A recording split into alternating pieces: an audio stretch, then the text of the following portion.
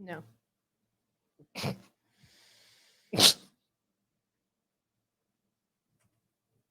You do it. You do it.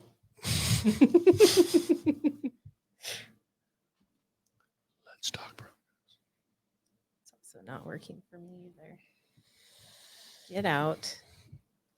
Why? Why? There's no reason to do this. There's no reason. Are we sure we're not live? We are not. We couldn't be live because we're recording. No, we are recording. I will we? have to edit out the last 18 seconds. Oh, Damn, Jesus. I knew something was up. Anyways, welcome to Let's Talk Broncos. Welcome, everybody, to a brand new episode of Let's Talk Broncos. The start of a brand new week here, third week in a row that I get to be joined by Zach Seegers and Joey Richards. If I haven't said so already, I'm Bree Maestas. We're live from the Mile High Sports Studios. As you can see, it's not a backdrop. It's not a green screen. I don't know. Now they're going to think it's a green screen. No, it's not a green screen. I'm already telling them. The final preseason game of the season has concluded, and the Denver Broncos are now tasked with trimming their roster down to 53. Had a couple of cuts today, a lot of moves that have already been made, which players improve their stock, and who finds themselves on the final bubble. Tonight's show is the risers and fallers. So looking forward to it, and I think we are ready to begin. And I didn't even start off with how you guys are doing. You want to do a little how are you? No, I was offended for a little bit that you didn't ask, truthfully. I don't care. Exactly. We do not care. I think we're good. I yes. No, Bree, the better question is, how are you doing today? Fantastic. I'm so happy to be here. Okay, perfect. Yeah, same. You? Great. I'm good. Yeah. This is the best day ever. We're all in the best of spirits. We're going to go ahead and get started here. Who's rising? Who's rising? All right, we got KJ Hamler. I'm going to throw that over to Joey. Okay, cool. KJ Hamler is rising out of the fact that, man, he just suffered that injury. It doesn't seem like it was that long ago. I remember the play exactly. It was from a Teddy Bridgewater hospital ball, almost on the sideline, I believe it was. And the fact that we're seeing him back on the field is a win in with itself, right? That's a huge rise. That he missed all this time, and Hackett said, no, you're going to go get some PT. And I think it was him actually who asked if he could. And he didn't just get a little. I figured he may get a series, maybe 2 series. We saw him play into the second quarter. Like, KJ Hamler got plenty of PT. He got plenty of targets. There was a play where he just got smacked, and I was like, I'm sitting there looking at the screen like, oh, no. But he went through it, popped right back up. I loved seeing him out there. It was an awesome thing to see because, man, was I excited about him when we drafted him. I was even more excited about him when I saw him in training camp last year, and I was like, he's ripping everybody to shreds. And I just love seeing him out there. I'm a big KJ Hamler fan. That's absolutely why I threw that one out there, too, is because I'm just excited KJ Hamler is back. He's excited. He wants to be out there. He's asking for that time. I think that just shows a lot of what's to come for this regular season. Exactly. And then even beyond just being healthy, being on the field, his mental health journey back to the field, as he discussed during that presser, which I think all of that is valuable and worthy of being a riser. But also just how he moved to me was nice to see. It felt like Cortland Sutton never looked right last year. And I was frankly kind of expecting the same thing from KJ. Sutton was still probably maybe not the Broncos' best receiver, but probably the Broncos' second best receiver last season, but he just wasn't Sutton. And I kind of thought we'd see the same from Hamler. I thought he moved really well. You saw some of those high-end movement skills. Maybe it's still not 100% of KJ, but I think, as I said earlier on radio with you, 90% of KJ Hamler is still a pretty great athlete. Yeah. At the receiver position. I almost stole that point. I liked seeing him there. And then, like you said, taking that shot, bouncing right back up like it was nothing, was really promising to see. Reminded me of something Nick Ferguson was saying to us in camp. Like, it is scary every time we see KJ Hamler hit the turf like that, but it's also a really good thing because every time he hits the turf like that and pops right back up, it's building his confidence in that knee. And as we know, coming back from those injuries, so often it's your own, it's like the mental hurdle. That's almost the harder one to get over. Totally. Yeah. I mean, I remember like last year, if you're a Denver sports fan, Jamal Murray was cleared and he just didn't play because I don't think he had faith in his own knee because he was an ACL. And it's the same thing. Like, that's a big thing to get over. How do you trust your knee after something like that and all that time off of it, recovering, rehab? all that stuff. There is a confidence level you need to build back into Resist your the body. hesitation and- Totally. yeah. And the CKJ take hits, pop back up, like it didn't look like he was afraid of contact. That's a big hurdle. That's something that we should all be happy to see. And then I think he, obviously was enjoying himself. You saw him out there with Garrett Bowles and Quinn Miners doing the Cotton Eye Joe. And then I think they were doing Tonto jump on it, which to me, as I could see, I sit right along the sideline. That was fantastic to see. So I was super excited about it. Can I ask a question real quick? Yeah, of course. I just am curious. I saw Joe Rouse talk about this on Twitter, and I thought it was interesting, so I thought I'd bring it here. He was saying that, do you think there's any worry? Because I think we're all a little excited about Montreal Washington and how the offense was using him. How do you see the Broncos being able to use both KJ Hamler and Montreal Washington, being that their skill sets are pretty redundant? I don't know if they are. I think they are a little bit. I don't think. I think Montreal Washington's better. I don't think he's a straight line speed guy. Totally. But underneath, does Montreal Washington do anything that KJ Hamler doesn't? I think he's a more physical runner. I think arm tackles will take down KJ Hamler. That was one of his big knocks and has been really dating back to college. And I think Montreal Washington, we saw it in the SEC. It was like, can we see it? Or, against Florida, that one game. And in college, can we see it against like NFL tackles? And I think we've seen flashes of it in the preseason. I view Montreal Washington more as like that gadget player who you're going to see on the jet sweeps, on whatever weird end around, like let's put the ball in this guy's hand and hands and space to operate. And KJ, I think, is going to be the vertical field stretcher more than Montreal. I do think they. My comp for KJ Hamler coming out of college was Tyler Lockett. Like that's premium. Like if you got the most out of KJ Hamler, he could be like a Tyler Lockett type. And the more I watch Montreal Washington here, it almost reminds me of Isaiah McKenzie, right? Yeah. For he's now on the Bills. Yeah. Really good punt and kick returner, but completely different players. I also agree. But do you think there's scenarios where you can see both of them on the field at the same time? Yeah. I don't think you're going to do it often because but I think that's less to do with like their redundancies. Like when you have Montreal on the field, like for a lot of those situations where I think Montreal is best, which is get this guy the ball in his hands and room to operate. So smoke screens, end around, stuff like that. I think you're going to want guys on the field that can block for him. And I don't think KJ Hamler's that. I think we can see it, especially, if you're going 4 wide, you can have those guys be the vertical stretchers and Judy and Sutton working underneath them. Maybe. I think we'll see some of it. There are some redundancies there, but I don't think it's like you can't play them together. Okay.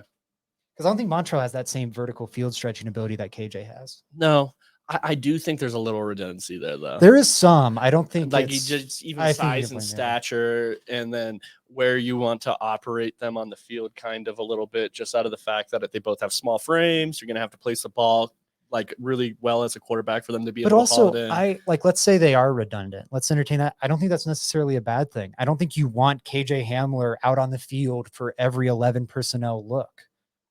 I guess it kind of just depends on how KJ Hamler or Montreal can operate from other positions in the slot. That's what I would be questioning. I think KJ Hamler has shown that he can play like the outside a little bit. Like he's done it in the past. We saw it last year. We saw it the year before that. I don't have a huge issue with it, but we're going to have to see more of it, I guess. Yeah, I agree with that. Perfect. Let's move on to the next one in Nick Bonito. Zach, go ahead. Yeah, this one's pretty simple for me. The first few weeks was struggling to get those pressures, get those sacks, and finally it all came to fruition where he almost had 3 in a row, and it came in a huge moment helping the Broncos wrap up and win that game. I think another aspect in like why it was a rising performance for me was when I talked with him after the game. Article up on mywisports.com. It was exclusive audio, so you won't see that quote anywhere else. If you want to know what he said, go check it out. Yeah, if you didn't know, Zach's a big deal. I'm a big deal. But so it was really interesting to me because he gave me a good football answer, just talking about how he was setting up the offensive tackle for that outside shoulder rush all game long. And, once he knew the quarterback was going to be in those deep drops based on the situation, they needed to come up with a big play or a big drive quick. He teed off on that outside shoulder and the results couldn't have been better. And so I think one, seeing the production and two, seeing the veteran savvy in such a young player is why he's a riser for me. And then the stage too. The moment was, or not the stage because it's a preseason game, but won the game for the Broncos. Yeah, I love playing edge or defensive lineman in general. It's interesting because it is like a chess match. You can set people up. It's not just off of one move. It's how your one move leads to another move and stuff like that. So that's always really interesting to hear. And I like that Nick Bonito's thinking about, okay, what's my move? And then what's my counter to that move? Different type of stuff like that. That's not something you hear all the time.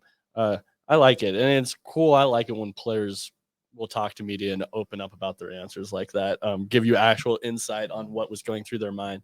So that's cool. That's cool. Yeah, Nick Bonito had a good game, 2 sacks. You can't complain about it, right? Can't complain. No, I think that's a pretty big game for the Rook. We'll probably talk about it tomorrow when we do rookie grades as well. So it's a big game. I think 2 sacks is a big deal. I know that we've long talked about pressures being a big deal, but Broncos country talks about sacks and who's going to be the leading. Totally. I just think a performance like that is impressive. And the pass rush win rate there is there for him too. So that's good. Yeah, absolutely. Let's move on to, I think Zach called it the Mike Boone revenge game. You want to lead off with that? Sure. Yeah. Mike Boone revenge game. I absolutely loved it. Had a small little dose of revenge against his former team, the Minnesota Vikings. But really just with the runs were so impressive from Mike Boone. Yeah. I loved it. I think Ozigbo led the team in carries and then of course yards too. Boone didn't get too many touches, but it seemed like on almost every single one, he was creating extra yards for himself. Totally. That first run, he makes one linebacker look silly. It reminded me of the college football clip that went earlier that day where the Austin PA quarterback was running like this, flailing his arms for a tackle. Yeah. And then you saw him just like do a jab step and then beat a defensive back to the edge. That was sweet. It was like, it reminded me of the Bills game where he had a few carries where it was just like putting the whole run game on his back and like, I've got nowhere to run, but I'm going to make some defenders look foolish and pick up some yards.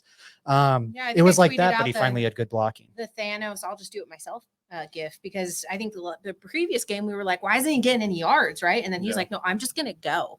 I think you really saw finally got a dollop of help and you saw what it meant for him. He just exploded. I think he could be the running back 2 on this team. You're in a great position that he's the running back 3. He could be the running back 2 on this team. And I'd lose 0 sleep over it. I have become such a Mike Boone fan. I always was. Like, if you listened a little bit before, even when we were doing the What's on Draft podcast, Zach and I was talking about Mike Boone a little bit and about needing to get some touches. How I think that he's a serviceable running back.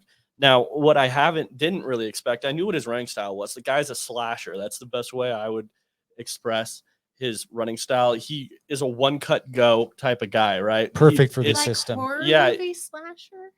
When I think of slasher, I think of, how do I describe that? Do you know what I mean? Yeah. Slashing through the he's like, slashing. Find the alley and go. Yes, he's going 100 every single time. It's read, cut. And it's not like the Broncos don't have, it's not just his vision, which has been impressive. It's his speed. It's his speed and then his ability to cut off of that speed. And stuff like that is really great for the system. I know there's probably not a scheme in the league that does more outside zone stuff than Kyle Shanahan and the 49ers. Everything looks like outside zone in their system, right? That's what it's all predicated off of, is we're all going to make it look like this one play and we're going to have a million things come off of it. And they're big on, we need fast running backs. They're massive on that. And Mike Boone fits that perfectly. Raheem Mostert. Yeah, exactly. Raheem Mostert. The list goes on. Matt they have Breida. guys. Yeah.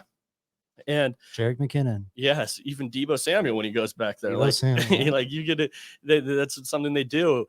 Mike Boone fits that perfectly, man. Something that shocked me, I always knew kind of what his running style was. I always thought maybe he would fit in the system pretty good. I didn't really expect, and against the Bills, I saw him pick up a big block that led to that Montrell Washington catch over the middle that we have all raved about here. Yeah. Saved the play right there, right? That's a huge thing for the running back, and that's a huge thing coaches need to see to be able to put you in the game. That's a big reason why Clyde Edwards-Helaire is not getting that many snaps in KC, because he can't block. Special big teams deal. versatility too. And then another thing I didn't know that we were going to get from Mike Boone is his receiving ability. We saw the Texas route against the Bills, which was crisp, clean.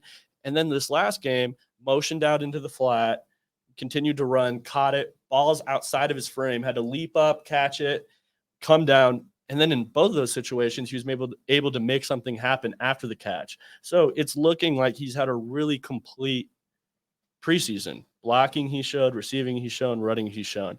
I don't think Mike Boone could have done much more to improve his stock from where it was. Like, it's just been really good. I'm with you. Yeah, super impressive. I guess we should move on to the other side. Who is falling? We'll start off, I think, with Damari Mathis. Okay, yeah, Damari Mathis. I'm saying this because after the first preseason game, we were kind of sitting here thinking, can Damari Mathis be that third boundary cornerback? And since that, I've said, no, he can't. I don't think he can. Ooh. Wow. And it's for his rookie season, I'm saying that. You don't think he can't, but then who else is the third boundary corner? I think that it would be, the Broncos cut Bless Austin. They're going to have to sign another cornerback. I think that they're going to be scouring There's that no other waivers. choice. I think that that's what they're going to do. I'm with you there. I think he's the third boundary corner as of now. But yeah, but I don't think he should not be. He in should that not role. be a third boundary corner. I thought you were what I'm saying on the yeah. Okay, I'm with you. Yeah. He shouldn't be that role. I don't think that I'd feel comfortable. I already was nervous being that he's a rookie. To make me feel a little more comfortable, he would damn near have to have a perfect preseason. It's just not been the case. Okay, I don't think the Broncos have a solid third boundary corner on the team at the moment. So that's my biggest concern with the team at the moment. It's just wait and see what happens there. Thinking cut City and then going elsewhere? I think that they're going to have to look at the waivers. They're in a nice spot in the waivers. They're in the 9th waiver spot. It just goes off the draft position. Yeah. Obviously, the Broncos traded that pick, and for the waivers, it's not. If there's a good guy cut, and every year you see there's some players that teams are exchanging during that waiver time, and the Broncos should be one of them this year. Is that something that you're looking for? Like, I'm totally looking for it. I'd be shocked almost if they didn't. Especially after cutting Bless Austin, who is your fourth boundary corner right now? Like, there's not one. Bless Austin was getting the first snaps with the teams in the preseason game. He's cut. I would be absolutely shocked if they didn't at least pick somebody else up. I'm with you. Yeah, absolutely. We'll unfortunately move on to the next one, and only unfortunately due to injury is this player listed on the fallers in Brandon Johnson. Zach, go ahead and take it away. It sucks, man. This one really hurt, and like seeing him in the locker room with the cast on his leg or the boot, right. I was just like, oh, it hurt because I was so excited for him. He is the undrafted story, I think, on this team this year. We don't know what's going to happen with Jalen Virgil tomorrow, or any of these UDFA guys. Brandon Johnson was a lock for the roster, and he's not anymore. Now he's probably a PUP guy, and once he comes back from the PUP list, you might just put him on the practice squad because it's a high ankle sprain, and he probably won't be the same guy this season. And at that point, it'll be easier to sneak him onto the practice squad than it would have been.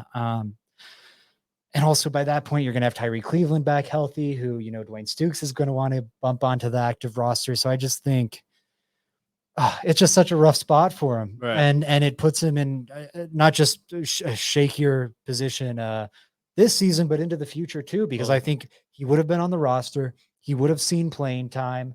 Because I think he might have been their fourth, at worst, fifth wide receiver. Would have had some production and would have just improved his chances of staying in the NFL for 2023. 1,000%. It's so like the average NFL career. And I think it's so easy to forget this because the overwhelming majority of players we talk about have like 5, 6, 7 year long careers. The average length of a career in the NFL is 3 seasons.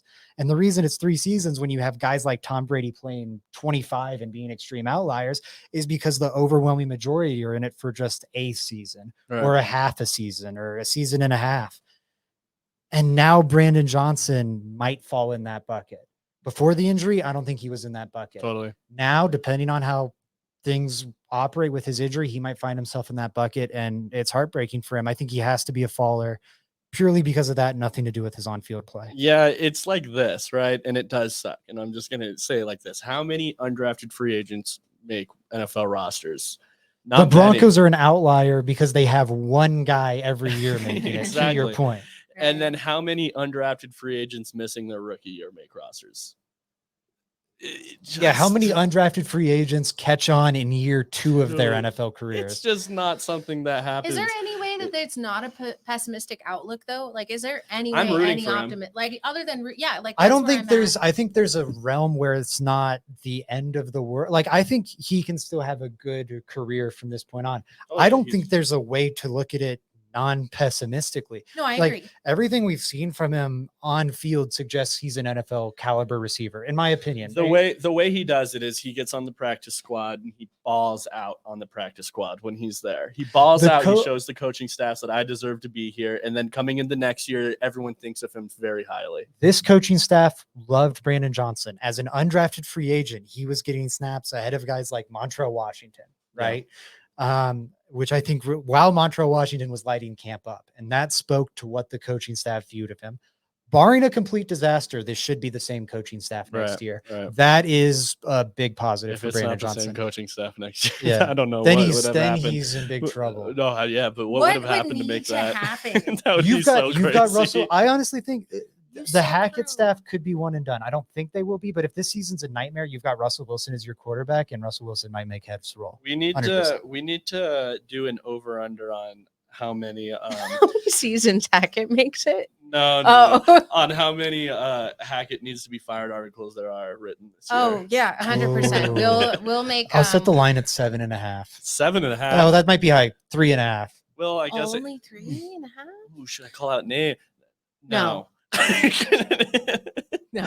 I was about to say, you well, won't, But you won't you call probably names? know. I will. It depends on how many articles the fan write this year. Yeah, 100%. Yeah. 100%. Some of their guys only write one article a year, though. So That's true.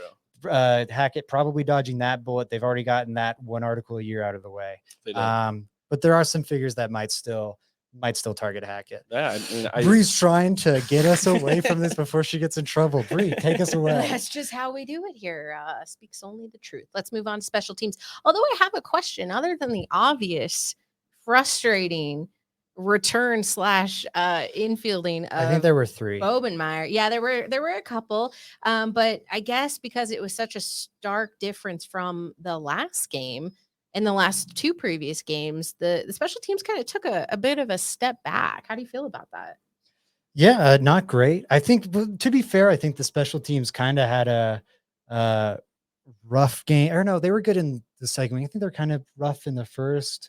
Well, Stooks wasn't happy about the kick coverage in the second one. That's what I'm thinking of. Yeah. So they haven't been perfect.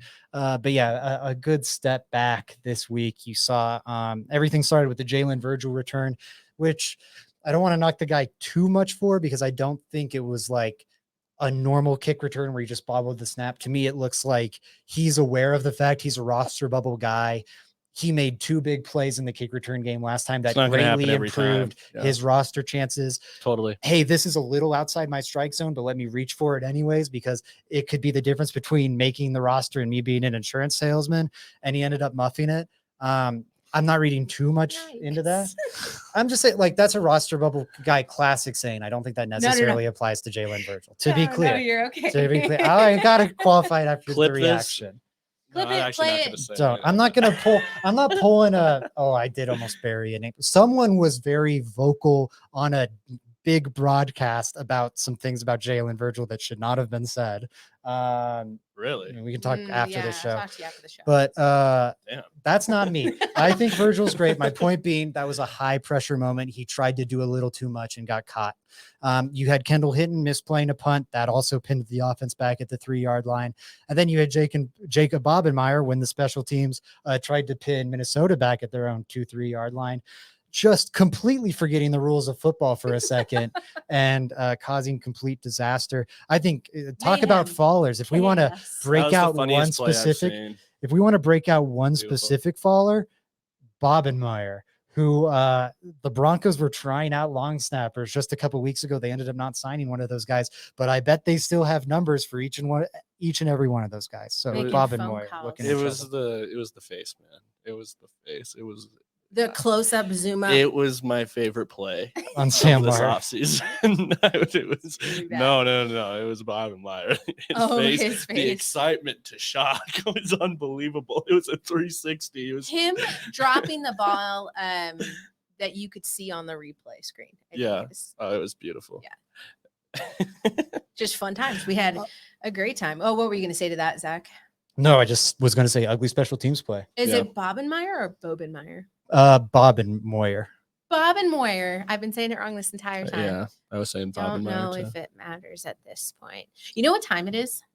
Oh, it's time for Joey's question of the day. Jeez, let me pull it up. Damn. Hey. You had one job. Okay. In what year, or not in what year, what was the Broncos' worst record while John Elway was on the team? Oh, I think I know the year. Okay, what was the year? I think it was 1991. Nope. Ooh, I think I think I know the answer to this. I think I'm going to go. wait, hold on. I Let me forgot see to if I write can it pull down. it from your brain.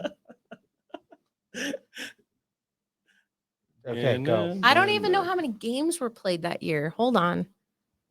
I'm going to say, man, You have 5 seconds. Okay. 5 and 11. 5 and 11. Okay. Okay. Ah, Bree, what's yours? 16 games. What's yours? The Bears went 15 and 1 in 1985, so I'm pretty is sure it 16 was games. 16 games. Yeah. 4 and 12. 5 and 11 was correct, Zach. Ding, ding, ding, Oh! ding, ding, ding, ding. Oh, undefeated, undefeated in the trivia game so far. In the 1990. No, you didn't work.